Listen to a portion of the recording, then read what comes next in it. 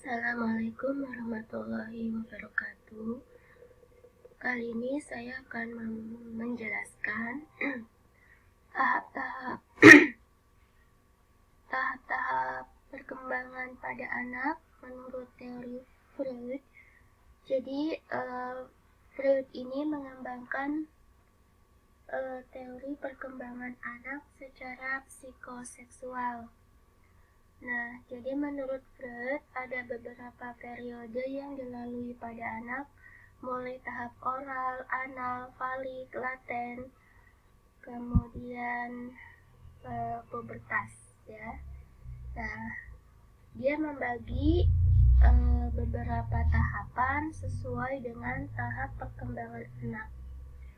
Untuk tahapan infansi atau infan atau bayi, mereka berada pada tahap oral, di mana perilaku seksualnya berfokus di sekitar mulut, dan di situ mulut berfungsi sebagai organ sensori. Sensori itu sebagai organ yang merasakan, sama seperti kita sebenarnya. Dan bayi mendapatkan kenikmatan dari menghisap dan mengeksplor objek dengan menempatkannya di dalam mulut. Nah, jadi khusus buat bayi, salah satu organ penting menurut dia adalah mulutnya. Jadi kalau dia nggak ngempeng, dia nggak netek, dia pasti akan menangis, gitu ya. Dan kalau dia menangis, cara mendiamkannya yaitu dikasih sesuatu di mulutnya. Entah itu melalui puting ibunya atau melalui dot. Yang penting dia merasakan sesuatu ada di dalam mulutnya. Itu adalah salah satu kenikmatan yang bisa dirasakan oleh bayi. Sehingga pada tahap ini menurut Freud berada di tahapan oral atau mulut. Kemudian tahap perkembangan selanjutnya adalah toddler. Toddler ini menurut Freud berada di tahapan anal. Nah, apa itu anal? Anal itu adalah anus. Jadi fokus utama terhadap ketertarikan seksual melalui anus, ya. Sensasi berpindah dari mulut ke anus. Kemudian mengontrol fungsi anus merupakan tugas utama bagi anak-anak toddler. Kemudian toilet training menjadi tugas perkembangan utamanya. Jadi pada tahapan toddler ini, anak merasa bahwa organ atau area penting buat dia adalah anus, ya, pantat gitu. Jadi pantat itu jadi sesuatu yang paling berharga, sehingga kita sebagai orang tua atau orang dewasa jangan pernah melukai anus anak-anak usia toddler gitu. Karena buat mereka ya anus adalah organ yang paling berharganya. Jadi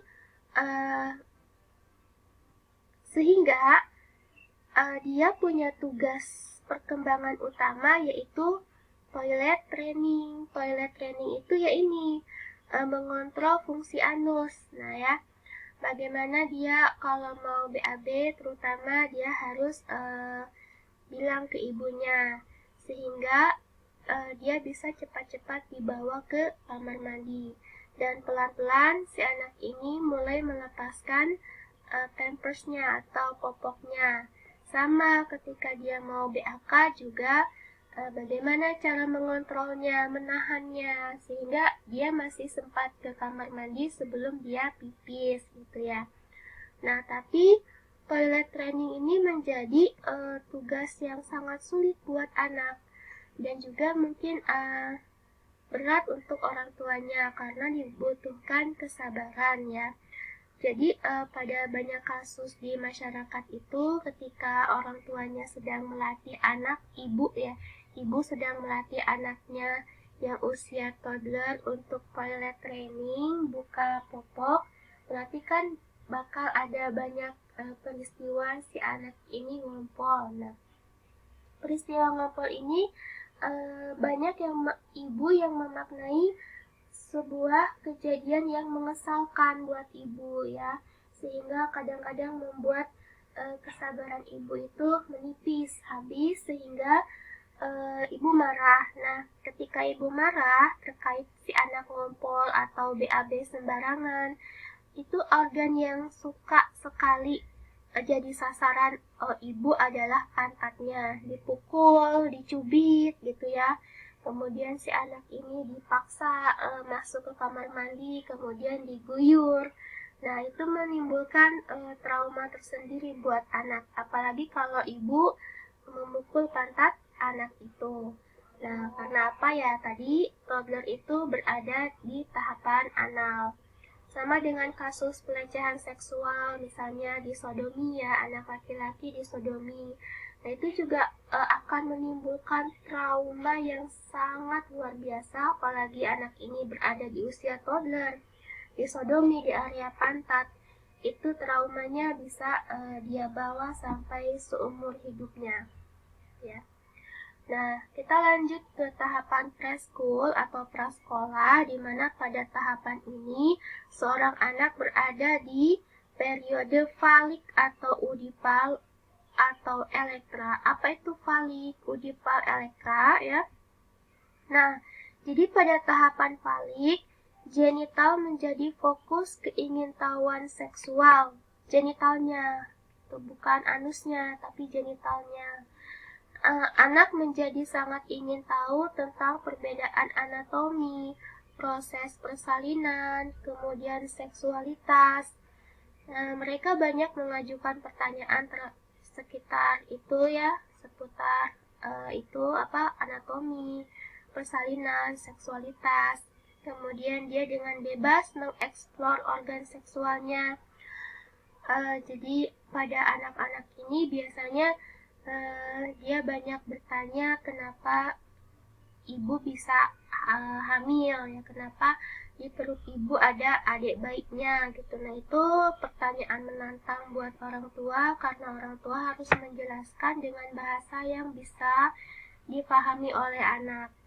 Kemudian dia juga belajar bahwa saya perempuan, dia laki-laki gitu. Ibu saya perempuan karena ya, bapak saya laki-laki karena punya apa, ibu saya perempuan karena punya apa. Jadi yang punya misalnya yang punya vagina dengan bahasa anak-anak itu adalah ibu gitu, atau perempuan gitu ya. Nah, itu menjelaskan itu kan tidak semudah yang kalau kita menjelaskan kepada orang dewasa, karena kita harus membahasnya dengan bahasa anak. Bahkan juga kadang membutuhkan perantara seperti boneka ya. Nah, dia juga kadang membuka celana dalamnya, kemudian memperlihatkannya kepada orang lain gitu. Nah, di saat inilah kita sebagai orang tua atau orang dewasa harus mulai mengajarkan anak, bahkan sejak usia toddler dan preschool ini harus mulai mengajarkan anak bagaimana untuk menutup bagian-bagian vitalnya dari orang-orang lain kecuali ibu, misalnya gitu. Jadi tidak boleh orang melihat, tidak boleh orang menyentuh bagian-bagian vitalnya.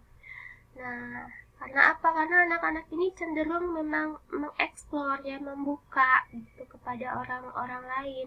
Jadi kalau kita tidak latih, kita tidak didik, nah dia akan seperti itu dan akan mengundang banyak peristiwa pelecehan seksual yang sekarang pun sedang banyak terjadi. Nah ini dia Oedipus kompleks. Oedipus kompleks itu terjadi pada anak laki-laki di mana mereka sangat dekat dengan ibunya. Nah, itu namanya Oedipus kompleks. Sedangkan Elektra kompleks terjadi pada anak perempuan di mana dia sangat dekat pada ayahnya. Jadi lawan jenisnya. Tapi ayah dan ibu gitu ya, bukan orang lain. Jadi kalau pada anak perempuan tuh dekat banget dengan bapaknya, tapi dia kalau dengan ibunya misalnya berantem terus gitu. Sama dengan anak laki-laki yang sangat dekat dengan ibunya, tapi dia kalau melihat bapaknya tuh takut atau sering berantem ya.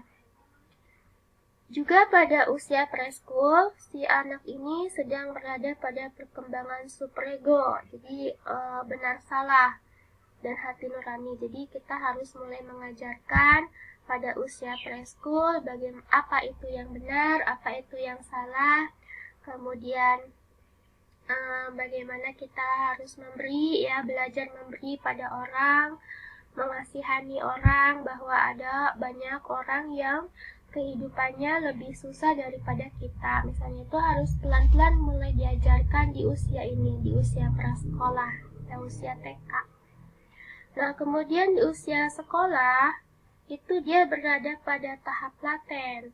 Apa itu tahap laten? Tahap laten itu sudah lebih tinggi dari perkembangannya daripada tahap falik ya. Jadi di mana teman baik dan kelompok bermain sama jenis menjadi pengaruh utama. Dia menolak bermain dengan anak-anak yang berbeda jenis. Jadinya kalau kita perhatikan anak sekolah, itu mereka berkerumun dengan teman-temannya, dengan gamenya itu misalnya anak cewek kumpulnya tuh dengan anak cewek semuanya. Mereka sangat jarang mau bermain atau bergabung dengan anak-anak cowok. Sama dengan anak-anak cowok juga, teman-temannya semua cowok semua ya. Mereka nggak mau bergabung dengan atau ada anak perempuan bergabung di kelompoknya. Dan ketika mereka bertemu, mereka saling ngelelewe gitu ya. Jadi misalnya saling menjelek-jelekan atau membuli gitu, tapi dalam konteks bercanda ya. Nah itu pada tahap sekolah gitu. Uniknya seperti itu. Tapi dia sedang berada di prepubertal, jadi sudah ada kayak rasa-rasa suka sama lawan jenisnya yang disebut dengan kita itu cinta monyet gitu ya. Misalnya, saya suka sama itu soalnya ganteng, kata anak perempuan ini. Terus kalau saya suka sama cowok itu karena putih kulitnya misalnya ya. Nah itu ciri-ciri prepubertal. Jadi dia masih belum mau bergabung dengan lawan jenis, tapi sudah ada merasa suka dengan lawan jenis. Lalu keingintahuan seksual ditahan oleh superego. Jadi kalau pada anak-anak sekolah itu kita masih bisa kasih tahu ketika misalnya ada tayangan di televisi ya, lagi nonton film, kemudian ada adegan-adegan tertentu seperti adegan ciuman misalnya. Orang tua tuh masih bisa ngasih tahu, tutup matanya gitu, jangan lihat gitu ya. Nah masih bisa kita kasih tahu anak ini gitu. Dari usia toddler preschool juga sudah bisa, tapi usia sekolah ini dia masih bisa dikasih tahu seperti itu. Nah tapi kalau udah remaja itu sudah agak-agak sulit ya. Misalnya dia tutup matanya pakai tangan, tapi tangannya agak sedikit terbuka, dia pengen tahu apa yang sedang terjadi. Nah itu ya bedanya. Nah ini masih ada pada periode tenang. Tenang tuh emosinya masih tenang gitu, masih bisa kita kasih tahu. Terus ngebantah orang tua juga masih sedikit yang masih bisa dihandle, masih bisa ditangani gitu. Tapi kita lanjut ke tahapan berikutnya, yaitu tahapan adolescence. Nah ini sudah berada pada tahap pubertas ya, tahap pubertas, tahap genital. Jadi tahap pubertas ini dia distimulasi oleh peningkatan level hormon. Jadi sudah ada pengaruh hormon, misalnya pada wanita estrogen, progesteron. Level hormon ini sangat berpengaruh kepada emosi. Jadi emosi pada anak remaja biasanya sudah bukan di periode tenang lagi, tapi dia sudah labil, naik turun. Kadang tenaga yang tersimpan di dalam badannya itu sangat besar, sehingga ketika dia nutup pintu, menurut perasaan dia tutup pintunya itu pelan-pelan, tapi menurut orang-orang di sekitarnya dia itu membanting pintu gitu. Nah ini yang sering menimbulkan perselisihan antara remaja dengan orang dewasa gitu ya. Nah, peningkatan level hormon juga mempengaruhi bentuk tubuh. Jadi kalau pada anak laki-laki itu biasanya dia cenderung semakin tinggi, tapi kalau pada anak perempuan cenderung menambah lemak ya, menambah lemak. Kemudian ukuran payudara berkembang, kemudian ukuran panggul juga ikut berkembang. Nah, lalu genital keduanya baik perempuan maupun anak perempuan, anak remaja perempuan maupun anak remaja laki-laki juga bertambah atau berkembang menuju sempurna. Nah, kekuatan seksual tumbuh sempurna, jadi dia sudah ada sebenarnya keinginan untuk